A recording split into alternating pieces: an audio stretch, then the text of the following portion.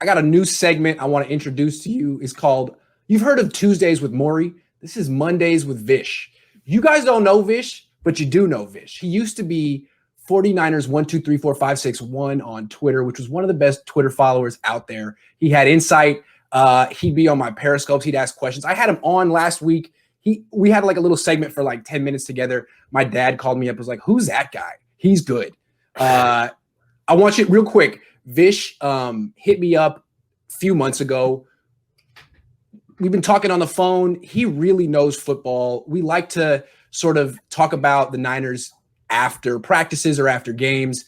Yesterday, he hit me up, and I was like taking notes with the things he was saying. And I was like, whoa. Like, why don't we just do this on Periscope tomorrow? So this is the conversation we were going to have yesterday. Vish, 5 things that are on your mind. First one, let's start it this way. How is this offense going to change moving forward the next couple of weeks without Jimmy, Kittle, all the people they're missing, and now Nick Mullins in the fold? What do you expect to see differently, and how are the Niners going to get their big plays through the air? All right, so first, Grant, thank you for having me on. Really appreciate it. It means a lot. And so my thought is that the offense is going to look very different with Nick Mullins at quarterback. So I think when we look at Nick Mullins as a quarterback, he's a play-action quarterback. He's very good in play action, and that's what he excels at. He has limitations across the board, I think, physically, but he's very good at knowing the system, and he is excellent in play action. I think he snaps his head around quickly. Explain what makes him a good play action quarterback. He gets his eyes. He gets his eyes back around. He readdresses what the defense changed when he turned his back, and he immediately knows where to go with the football. That's the key. And he has nice little zip on those 15-yard passes. Right, he's very accurate at throwing those intermediate 10 to 12-yard in cuts off of play action. And that was their bread and butter with him at quarterback in 2018 with George Kittle. Yeah. And Pettis to an extent. Right, and Pettis. Yeah. Right. And so the thing that's going to be interesting to me is that with Nick Mullins at quarterback, if you guys remember, I think, Grant, you were making the claim that Shanahan's a yards, not touchdown guy. Yes, that's right. That's 2 years ago. Wow, a lot has changed. They were an explosive play offense then. It would be either a big run from Breida, or they would get Kittle on like a 15-yard in, and he would take it 30 yards. Right. I think they became more of a ball control efficiency offense in 2019, but with the big plays. But if you look at Jimmy's big plays, I think a lot of them came on that kind of fake read option throw to Debo, especially the second half of the season. It's Shanahan's kind of bread and butter because it looks like a read option, but it's an actual play action pass to Debo, and Debo will take it 20, 30 yards. Yeah. And so I think we're going to see a little more heavy personnel with Nick Mullins. We're going to see him under center a lot more, and they're going to look to establish the run to have him throw off of play action because that's what he succeeds at.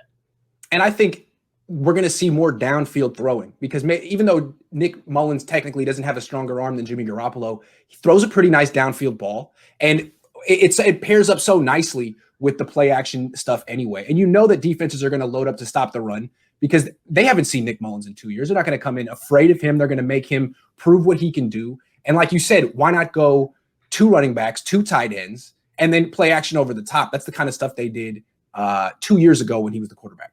Right. And the question to me then becomes are we going to be able to evaluate him fairly? Because if all these guys are out, I'm a Shanahan. Like, there's one guy in the Niners organization that I won't be objective about, and that's Kyle. I love Kyle. Okay. But so I know he's going to. Mullins is my guy. Right. I know he's going to cook up explosives, but the question is, who does he do it with? If you don't have Mostert, if Coleman's not really an explosive guy, if you're not going to risk Kittle on the turf, like, you can't expect Mullins to be a 30-time drop back passer from shotgun. Right. You need to be able to throw 25 times off play action with 12 or 14 of them being off play action. He'll be 18 of 25 for 250 yards, a couple touchdowns. If you can do that, he'll be successful. But coming back to your question, where do the explosive plays come for Mullins through the passing game? It's not Jordan Reed. Jordan Reed played really well, but that's not his game. It's not Coleman. Mostert's hurt. It ain't Kittle. It's not Kendrick Bourne, although Kendrick Bourne has played well the last 2 games. I think it's basically one guy, 1.5 guys. It's got to be Brandon Ayuk. He didn't get a bunch of targets, but I think in the 2 targets, particularly the second one, you could see the explosiveness. Right. And then the other guy, I say unironically with no smile on my face, Dante Pettis. Now, it's clear that he has no chemistry with Jimmy Garoppolo, and Pettis would have no career if he had to spend the rest of it with Jimmy. But with Nick, they had a chemistry, they had a rapport. Nick had no problem throwing to him. And to me, Dante is a downfield receiver. Jimmy is a short-range thrower. They're like oil and water. Mullins likes to get the ball down the field. He doesn't have he doesn't not want to throw outside the numbers. So maybe we could see the revitalization, that's not a word, of Dante Pettis' career. What do you think? I completely agree with that. I mean, if you look at the brunt of why people were excited about Pettis in 2018, it's because of how he played when he played with Nick Mullins. When he came back, he was catching touchdowns. He had that insane Seattle game. Then, if you remember the Seattle game they won and the Denver game, I think both those games, Mullins had a late, 20-yard sideline throw to Dante Pettis to win both of those games, or to keep them alive on third People down. forget that Nick Mullins beat the Seahawks. I mean, come on. That's not bad for a backup quarterback. I saw a lot of Niners starters lose to the Seahawks throughout the years. Right, in overtime. Yeah. It was a fantastic performance. And I mean, I don't think I'm as high on Nick as you. No one is. The way I look at Nick is that he was so much better than CJ, who was just so bad that we thought, okay, Nick is so good. But I thought it was just that CJ is so bad, so bad. Well, you better watch your tongue, because Nick Mullins' grandfather is watching right now. So, Larry, we love Nick, and we're pulling for him. Of course. Everyone knows that Nick has physical limitations. It's not like a guy who's 6'4" with a cannon arm is just going to fall through the cracks and be undrafted. There's a reason he was undrafted, and part of the reason I love the idea of Nick Mullins, because he's made it as far as he has.